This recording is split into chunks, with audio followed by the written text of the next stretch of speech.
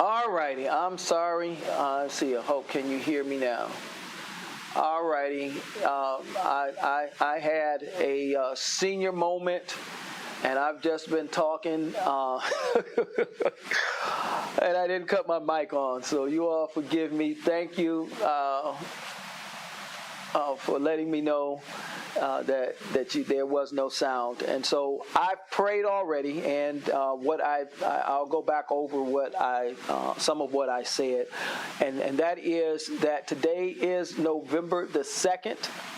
Tomorrow is November the 3rd, and for those of you that have not voted yet, tomorrow is your day to vote. One of the things that we have said and continue to say and reiterate is the fact that God has given mankind choice all the way from the Garden of Eden, and he continues to give us choice. And those of us that live in the great country, United States of America, we have a choice. We can vote for the candidate of our choice. And so that is our right, and it's also our civil duty. And so we're not going to tell you who to vote for, but we are going to encourage you, ma'am, sir, enemy, or friend, that you exercise your right as a citizen as well as your duty as a citizen, if you have not voted, to go out on tomorrow and vote.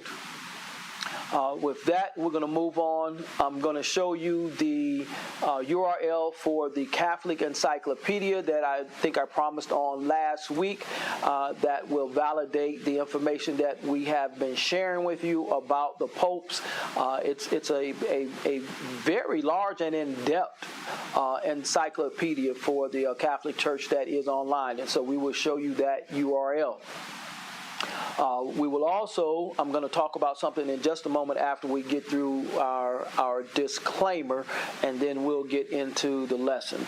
And so, brothers and sisters, enemies and friends, if you're not willing to read for yourself, research for yourself, reason for yourself, process information that you're going to receive on tonight or morning, whatever time it is where you're at, for yourself, and ultimately take responsibility for your own spiritual growth, this may not be the Bible study for you. However, if you are willing to read for yourself, research for yourself, reason for yourself, process information you're going to receive in this class and in this study for yourself, and ultimately take responsibility for your own spiritual growth, stick around. You may enjoy this lesson. Now, one of the things I want to talk about, I've thought about this before, but I've always forget to bring it up. And I'm going to bring it up tonight, and some may say I'm on a soapbox, but it's something I believe that needs to be said, and it's not something to be said in a Sunday sermon per se. At least I don't think so. And so we're going to use this format of Bible study because you can respond. Actually, you can respond on Sundays now since we're doing it virtually. And so somebody's laughing at me because I had a senior moment. That's all right. You have senior moments too. All right. So one of the things that I was listening to the gospel station today while I was working and listening to the lyrics of the song. And the gist of the song was that I've sowed according to the Bible, and now I'm ready for my harvest. One of the things, brothers and sisters, that I would caution you to be careful of is how you process, and I'm speaking to me as well, how we process the lyrics of songs. Now, we know that some of the writers are Christians. We know that some of the writers are ministers. We know that some of the singers are ministers, and some of them are Christian. However, there's an awful lot of Christian songs, or songs that come under the Christian genre, that are not biblically sound and actually are dangerous. And the reason that they're dangerous is because, and now you can go do some study on your own on the phenomenal effect of music. All right. If you recall, many of you that grew up in the 70s, You may remember that you learned your ABCs through the song A B C D E F G, and before you knew them all in order, you would sing the song to get up. If somebody asks you what comes after G, you sing all the way to G, and then you tell them, and not singing that E F G H comes after G. And so one of the phenomenons of life is that music bypasses our will. We learn from music without giving ourselves permission to learn. We learn from music without consciously studying. Many of you remember the Folgers jingle. Some of you remember the Maxwell House jingle, Good to the Last Drop, and various other jingles that came on through commercials. And so what happens is that music attaches itself to our memory bank, and it attaches the lyrics or the words that were intermingled with it. With that being said, when we continue to listen to music, it embeds the lyrics into our memory banks. All right. That becomes dangerous because we don't give it permission to do it. It just does it. All right. And so when we listen to these lyrics that are not scriptural, they become Bible to us because we listen to them over and over again. We memorize the words without trying to memorize the words. The more that we hear it, and because we memorize it, we internalize it. Remember, the Bible talked about in the Old Testament that God told them to write the word on the tablets of their hearts, and then they had to they wrote it on the phylacteries, and they wore it on their arm and the armband, and so this implants into our memory. All right, and so it's some bad theology out there. The Bible does not support the followers of the way or Christians telling God that I've done what you said. I've sold and sold and sold and sold, and so now I'm ready for my harvest. There's a blessing with my name on it, and from the perspective of that I haven't been blessed. Well, every day that you wake up, brothers and sisters, it is a blessing. All right, we fall asleep and go into the land of not even knowing who we are, where we are, or that we even exist. And it's a blessing to come back to reality and know who you are, not knowing how you made it from the time that you went to sleep.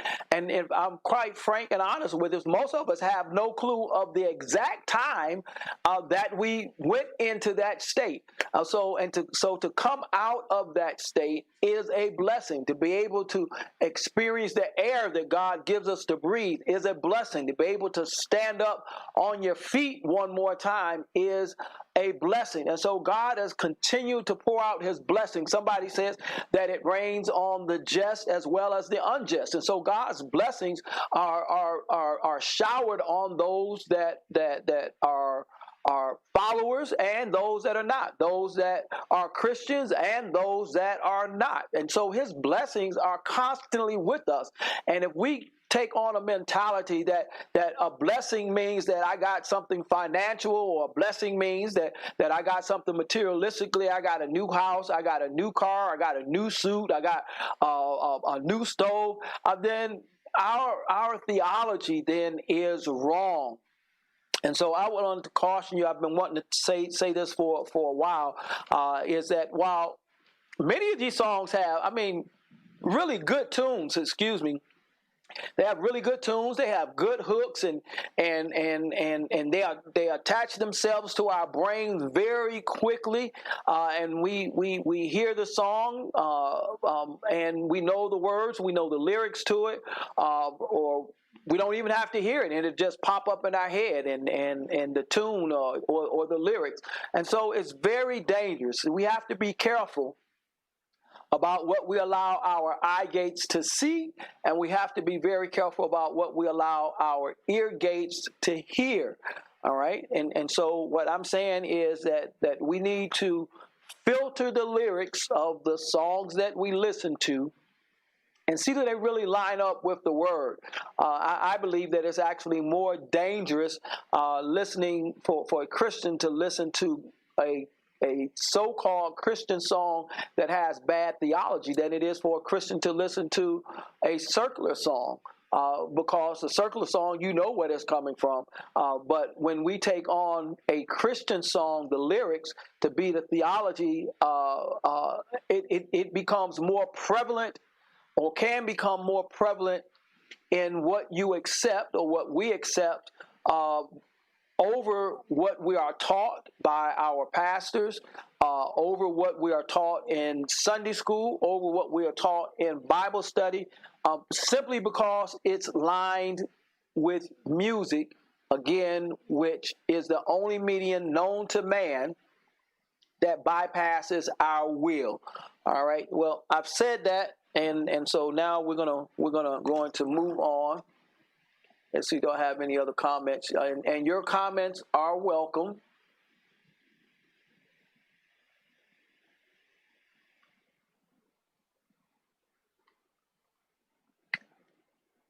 All right. Let me know if you can see that URL, or if I need to make it larger. Let me see, because I really just want you to see the URL. Let me see if I can make it larger.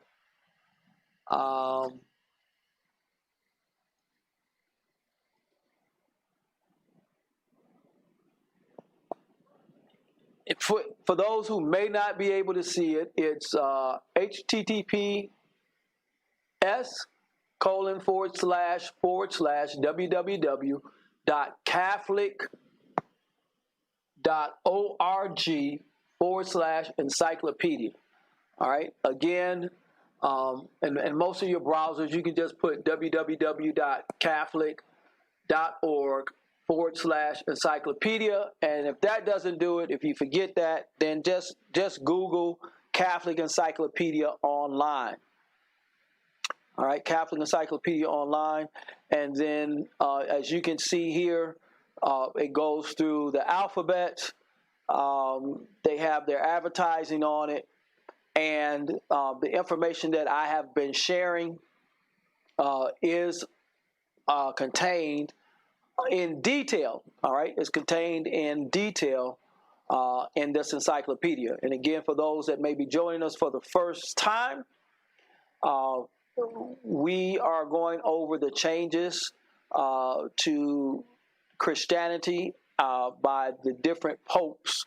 All right, and we're not looking at the detail. We're just looking at major changes. Oh, I know there was something else I wanted to bring up tonight. I was listening to the radio, and if someone that's online can pull it up, they were talking about Pope Francis, all right, which is, of course, our current pope, and a change that is being made again to Christianity as it relates to Catholicism.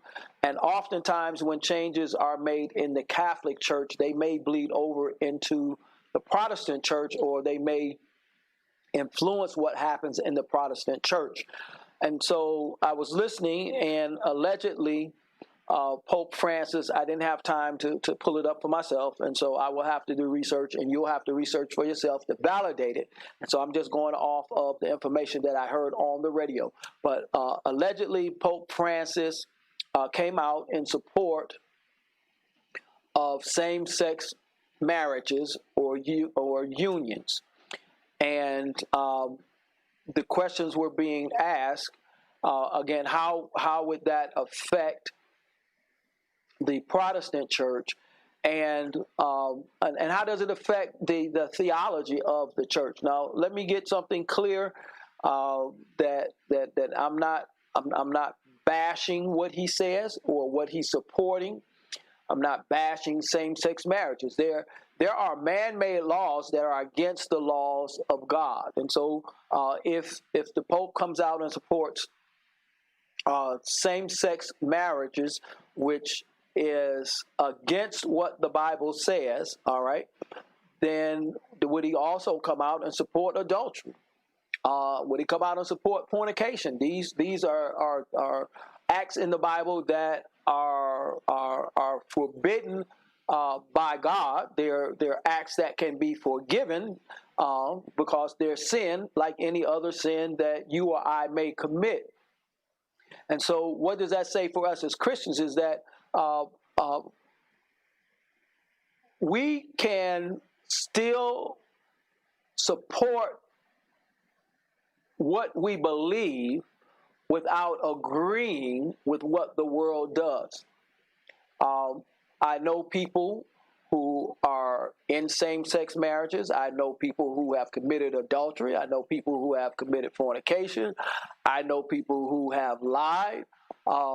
And I myself have fit into some of them sins as well, and God can forgive us of it. And so we're not to mistreat those people. However, we don't have to agree with what they're doing. And so when we look at it from a perspective of theology, and we look at it from a perspective of love, we can still love the person and still not accept the sin. We can love the person and not agree with the sin. I mean, two people of the same sex get married. There's nothing that we can do about the marriage. We can pray about that, and it doesn't mean that we can't be friends with them. And it doesn't mean that they can't express their opinion, and we can express ours, and we can agree to disagree. It's wrong for us to say, if you don't agree the way that I agree, then I hate you. Or it's wrong for us to say that if you don't worship the way that I worship, then your worship is wrong. No, brothers and sisters, God gives us choice. And so, again, those who choose. But when it comes from the head of the Catholic Church, the Christian church, then we have to take a look at what, when does a pastor, when does a preacher, when does a leader in the church draw a line between what God says and the Bible says and what man says. And so that was just something that I heard that I thought was interesting, but it is, again, in line, if you haven't figured it out, it's in line with what we've been talking about. Here is another major change that's being made by a pope in the Catholic Church that is what the followers of the way, Judaism, followers of the way, Christianity, Catholic Church. And so when you say Christians, again, for those who may not remember or may not have been online, Christian comprises two groups. It comprises the Catholic Church and the Protestant Church. They all fall, if you do a survey, almost all surveys, Christians comprise both groups. All right. And so it is another major change under the hijacking of the church. And the question is, how far do we go? How far away do we get away from Matthew chapter 5, chapter 6, and chapter 7 before we look at the reality is that Christianity doesn't look anything like what Ben Yahweh, Yeshua, Jesus Christ, or the model that he gave for it to be. And the thing again is, it's like, if you will, the frog that's in the pot of cold water that's gradually heated up, and by the time the frog realizes that the water is hot, it's too late. He's already dead. He's stayed in that water until the water boiled and killed him. All right, because it was so gradual of a change. And I would submit to you, brothers and sisters, if we look what we've been looking at this far and will continue to look at all the way up to the Reformation and then continue into Protestantism, is our gradual changes. And we can see that these changes are still being made.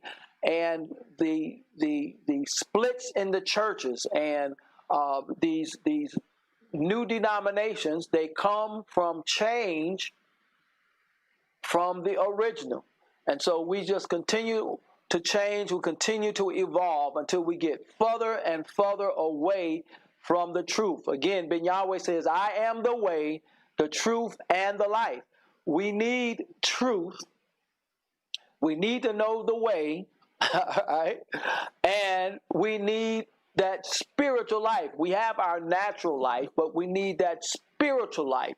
And if we get so far away from both, away from the way, away from the truth, and away from the life, then what do we have left, brothers and sisters? And that's a rhetorical question that you have to answer. What do you have left when you get away from that? And we've gotten to a point now that we don't know what the truth is. I mean, with our current president, we know that it's a 99.9% chance that whatever he says is a lie and not the truth. All right, but we've not been able to do that with anybody else that we know of the same type of popularity and notoriety. All right. However, for normalcy, when we don't know the truth, then we are apt to accept a lie.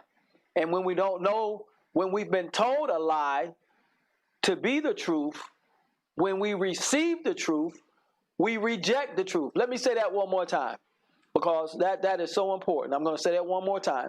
When we have been told a lie that we perceive to be truth, when we receive truth, we reject the truth for the lie, because our perception is that the lie is the truth. And therefore, when God has revealed the truth to us, we reject for whatever reason. Maybe it's because of who told you. Maybe it's your pastor that told it to you. Maybe it was your mom. Maybe it was your dad, your grandma, somebody that was important to you who was told the same lie. And so they took it to be truth. They gave it to you to be truth. And then when someone tells you, well, that's not the truth, that's a lie, then you make them to be the liar so that you can hold on to that truth. That's called cognitive dissonance.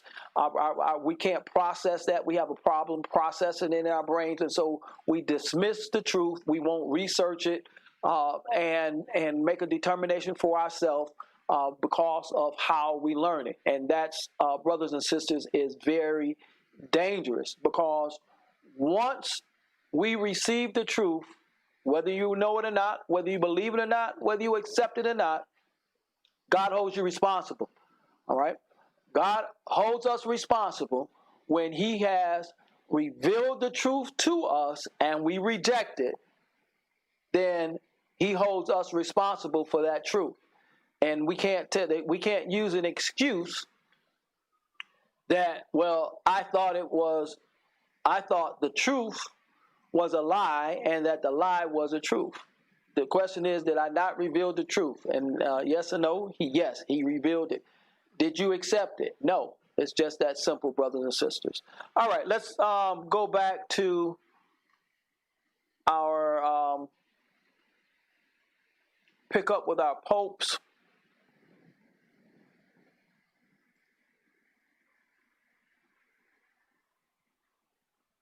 And I believe this is where we left off at, we're at Pope 149, 150, and 151. And there's nothing significant there. And I came in again trying to get up on time and left my water in the car. So this has really been a senior moment night. Go ahead and laugh. Somebody put laughing out loud again. Yep, I'm just having senior moments tonight. It's been a long day. Been a hard working day too. As we continue down,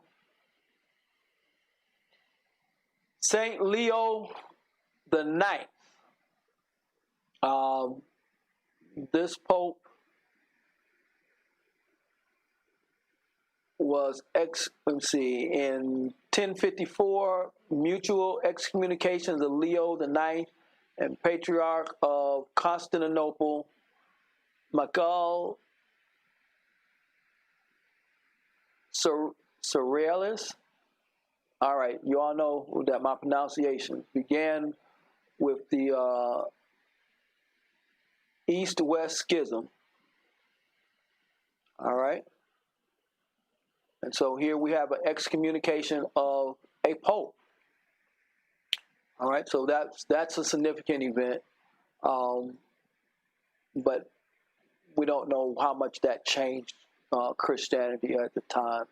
And again, we're looking at, we said it last week, we'll say it again this week, is we would hope in a utopia that there would be no division within the church. However, brothers and sisters, enemies and friends, if you do a little bit of research, you'll find that there have been more killings, more deaths, more wars over religion than over anything else. And while it is a shame and it should not be, our Bible study, our sermon on yesterday and the Sunday school lesson, which for the last quarter has been about love. We looked at the making of a disciple on yesterday, and one of the things that Ben Yahweh, Yeshua, Jesus Christ says is that by this shall they know that you are my disciples, that you love one another, or by this shall they recognize that you are my disciples. They're able to know that you're different than somebody else's disciples. How? Because you love one another. And it seems to be one of the hardest commandments. Jesus narrowed them down to two. He says, on these two rests all of the law. He narrowed it down to two. And it's almost as if those two are harder to keep than all the 613 that the Jews have, that many of them Orthodox Jews still adhere to in the mitzvah. And so here we see again infighting within the ranks of the church, within the ranks of the leadership. I would suspect, brothers and sisters, that it's going to continue to go on until Christ comes back. As a matter of fact, think about it, all right? I want you to think about this. Is there not a spiritual fight going on between angels and demons? Is there not a spiritual fight between God and Satan, or the devil, or Lucifer, whatever name that you want to give him? And so if that fighting and division is still going on in the spiritual realm, how in the world do we expect that it is not going to go on in the natural realm? And again, in a world of utopia, we would all be able to just get along, in the words of Rodney King. But Rodney King was not a theologian. Rodney King was not a prophet. Rodney King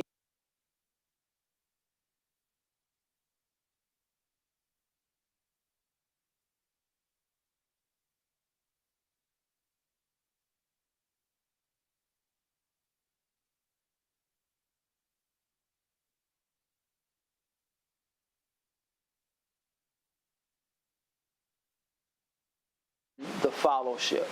And so it is, in the words of Michelle Obama, it is what it is. So we go down. All right, so here in 155, we have something that's significant that happens, and I'm going to stop going through all the names of the popes. You can see those, but because our main focus here is on the changes, the evolution of Christianity, if you will. Okay, so in 155, it says in 1059, the College of Cardinals was designated the sole body of Pope electors in the document in Nomen Domini, the Papal Concaves. All right, so here it is. It's established that the College of Cardinals was designated as the sole body of Pope electors. All right. And so it's a form of democracy the cardinals would elect the Pope. All right, and we see this happening in 155. Before we know, we had emperors appointing the Pope. Okay, all right, and now we have the cardinals being designated as the sole body. These are subtle changes, but these are significant changes that all played a part of what brought Martin Luther, John Huss, and John Wycliffe to the point of Martin Luther nailing the 95 Theses, which was then the beginning of the birth of Protestantism. All right.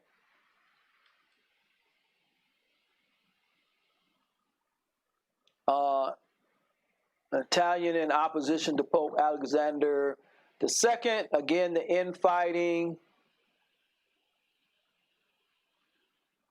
All right. Here, fighting again. All right. Religious wars.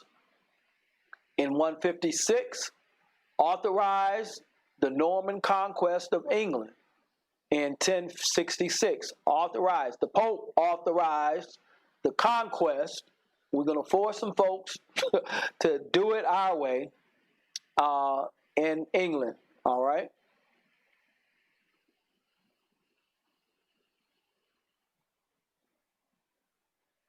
Okay, here's another significant one. And this one I'm going to suggest that in your own time that you go back and you do some research. And if you pull this URL up, if you highlight the hyperlinks, you'll notice it'll bring some more information, but it doesn't give you all of it. So if I was to click on the hyperlink, then it would give me the entire article, but it would take me away from the page that I'm on now. And so I'm not going to do that. We're going to suggest that you do it. But it's telling us that the Gregorian reforms were a series of reforms initiated by Pope Gregory VII and the circle he formed in the papal Syria, which dealt with the moral integrity and independence of the clergy. This is important. The reforms are considered to be named after Pope Gregory. All right, that's enough. You can pull it back up, but here we're looking at what the church now is determined to be moral integrity and the independence of the clergy, the independence of modern day the bishop, the independence of the apostle, independence of the reverend, independence of the minister. All right, this is the clergy. All right, and so for the independence and the moral integrity, major change that is taking place. 157. All right.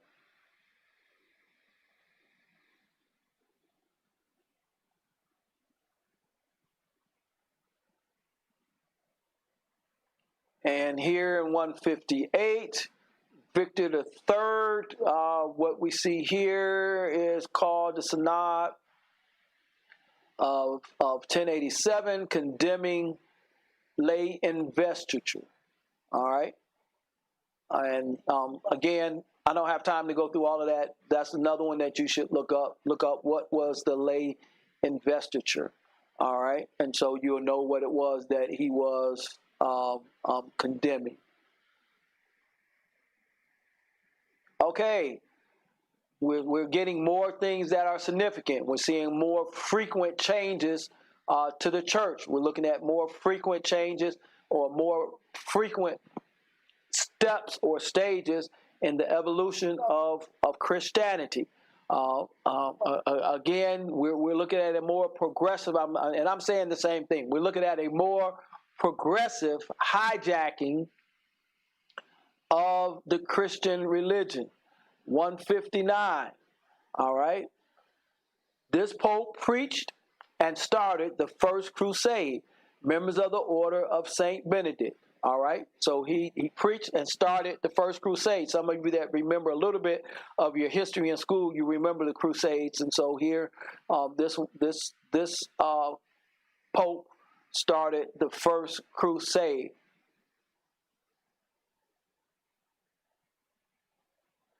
Here's one that ordered a building of a basilica. Opposition again, and we move to the 12th century. All right, and we're going to see this opposition of popes all the way up to modern day. All right, 12th century begins with opposition, as we can see.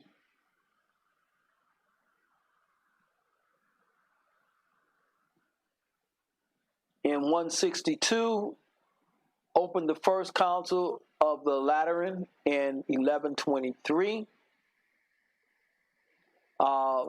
This was the ninth ecumenical council recognized by the Catholic Church.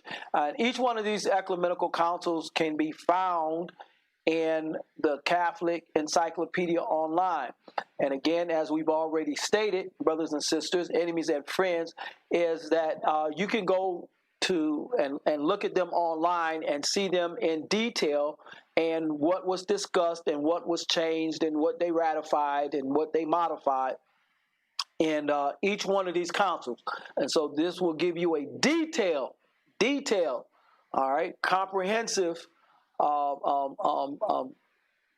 record of what happened in the recognized ecumenical councils. We've already discussed, for those that may be joining us late in the study, not tonight, but joining us late in this series of teaching, is that we've already discussed the non-ecumenical councils. The ecumenical councils are the ones that the Catholic Church recognizes as to be official councils. The ones prior that they don't recognize doesn't mean that the council didn't happen. It's just that the official Catholic Church of the Vatican now, they do not recognize the ones that are not called official ecumenical councils. All right, and so here we see that this is the ninth ecumenical council recognized by the Catholic Church. It was convoked by Pope Callistus II. All right, I'm sure I butchered his name. Immediately after the Concordant of Worms, and believe it or not, I've actually been to Worms, Germany. Beautiful place. Council sought to bring an end to the practice of the conferring of ecclesiastical benefices by people which, and you have to go look up the rest of it, all right? But another major change in 162.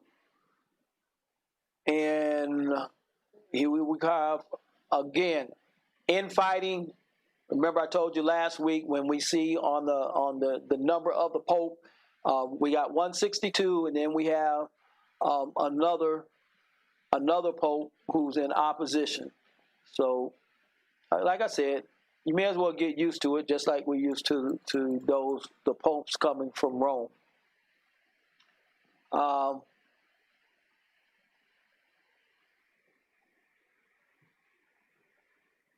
Okay, for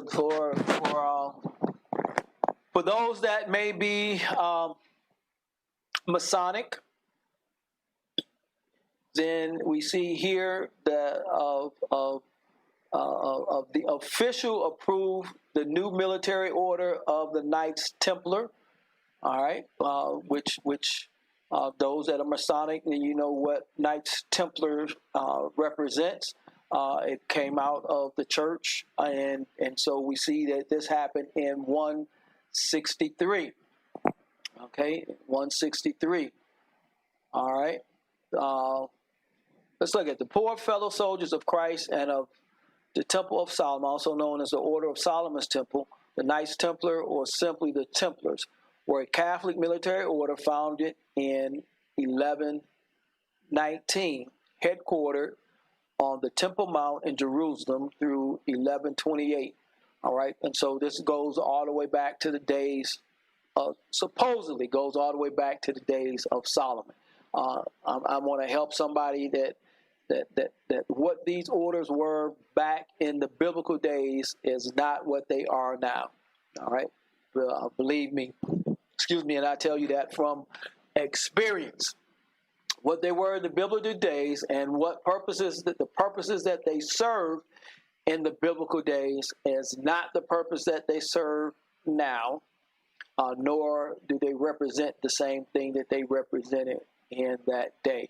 And that's all I'm going to say about that. We see the Second Council of the Lateran in 1139, more opposition.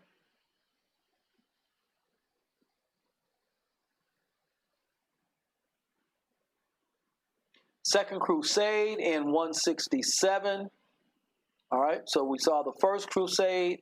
We're in the 12th century, and now we have the Second Crusade in 167. Okay, here's something significant in 169. The only English Anglo-Saxon pope reportedly granted Ireland to Henry II, King of England, canon regular of St. Rufus Monastery. All right, so an Anglo-Saxon pope in 169. And what does it say? The only English Anglo-Saxon pope. All right, the 169th pope.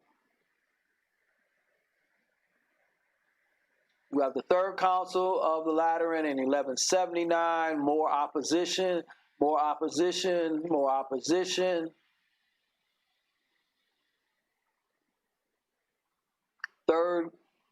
Proposed the Third Crusade in 173. Proposed the Third Crusade in 173. All right. This is religious fighting, religious wars. All right. It's right here.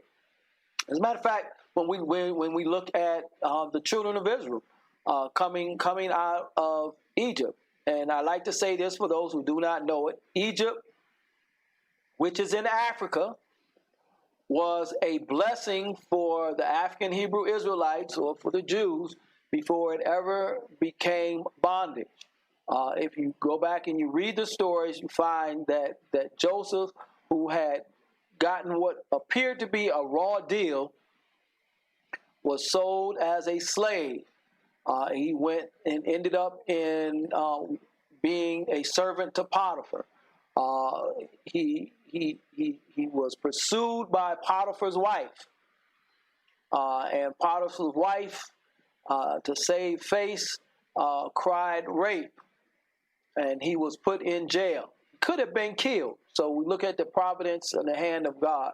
That was an offense that the punishment could have been death.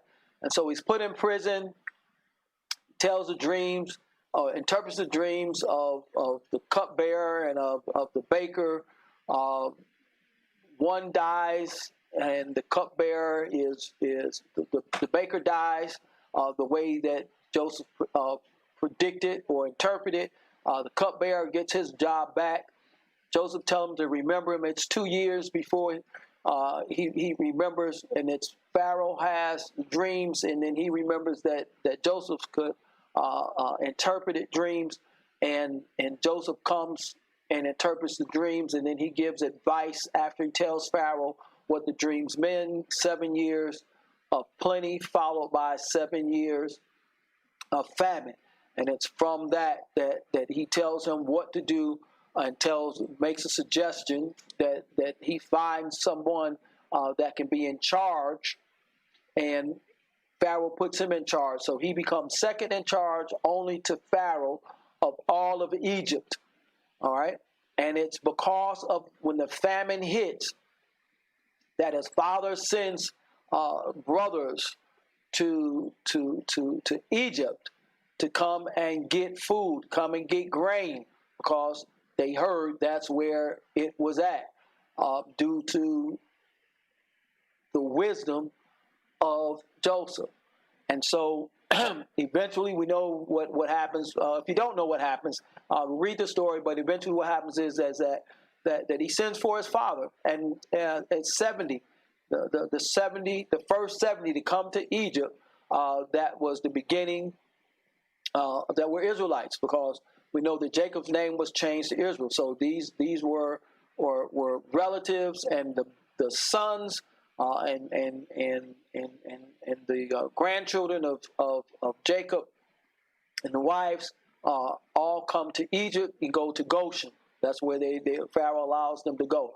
And they were blessed for years and years and years. Blessed, blessed, blessed, before it became bondage. Now, I'm going to say this, and we're going to close because it's close to closing time. And we'll pick back up at 175 of the 175th Pope here in the 12th century on next week. But notice again that Joseph, the children of Israel were given choice. All right. Again, when I say God gives us choice, they had the choice to serve the God of Abraham, Isaac, and Jacob, or to serve the gods that they were exposed to in Egypt. And many of them chose the gods of Egypt. And we know, or we should know, that God said, I am a jealous God, have no other gods before me. He recognizes that there were other gods, but no God like him. He is the most high God, and he wasn't going to put up with anybody serving other gods. Just, again, what I was saying earlier about the Pope. Just because they're doing it all around you doesn't mean that you have to do it. And so the African Hebrew Israelites, the Jews, again, whatever terminology you use, they could have continued to serve the God of Abraham, Isaac, and Jacob, but they began to flirt with and serve the other gods, to the point that God allowed them to become slaves until they remembered him. All right? And so, again, for those that may not know, Egypt, which is in Africa, was a blessing to the African Hebrew Israelites or the Jews before it ever became bondage. It became bondage because of their choices. And then we know when they came out that then they went into war with actually their cousins. All right, they went into war with their cousins. Do some research. I'm not going to get in depth in that, but you do some research, you'll find that the majority of the people or clans that the Israelites fought against were indeed their cousins. Now, we'll give you a simple validation of that if you don't want to do the research, but I would suggest that you do it anyway so that you can find out through what line. But if you remember the flood with Noah, his children, and their wives, all right, they were the only humans left. They were only humans on the ark, only humans in the world that did not drown in the flood. They repopulated, according to our scriptures, they repopulated the earth, which then would mean, since they were all of one family, that all of the earth, red, black, white, yellow, that ultimately when we trace our ancestry, it goes back to Noah, which makes us cousins, no matter how distant. I know some folks don't like that, but it makes us cousins. All right, brothers and sisters, this has been another Bible study in critical thinking. If you've enjoyed this, share it and tell somebody next week that they need to tune in at 7 o'clock, 7:15, between 7 and 7:15 when we can get up online and we'll get everything set up. That they need to tune in where we teach the truth and we leave it to you to process it. God bless you. Remember again that if you have not voted, to go out tomorrow and vote. One of the things that I said that you didn't get to hear is that I remembered in November that October was Breast Cancer Awareness Month, and so I'm carrying it on through this month of November. Again, because my wife is a breast cancer survivor, I'm also a 2-time prostate cancer survivor.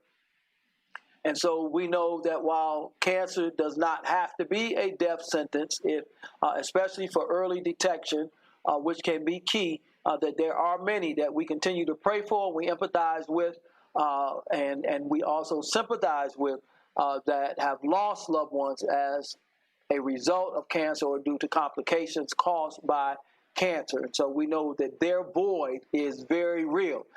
We do know, again, as we said on Sunday, that those who were Christians, we know that they transitioned through the door that all of us must go through, unless we get caught up in the rapture, if you believe in the rapture, in order to go from this temporal life to life everlasting.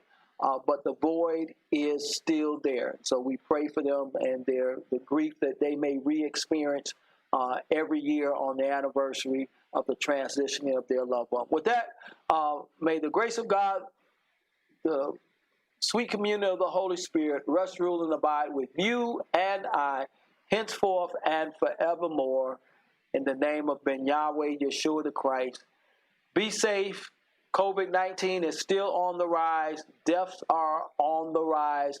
The cure is not around the corner. God bless you, and good night, good morning, good afternoon, whatever it may be where you are watching from.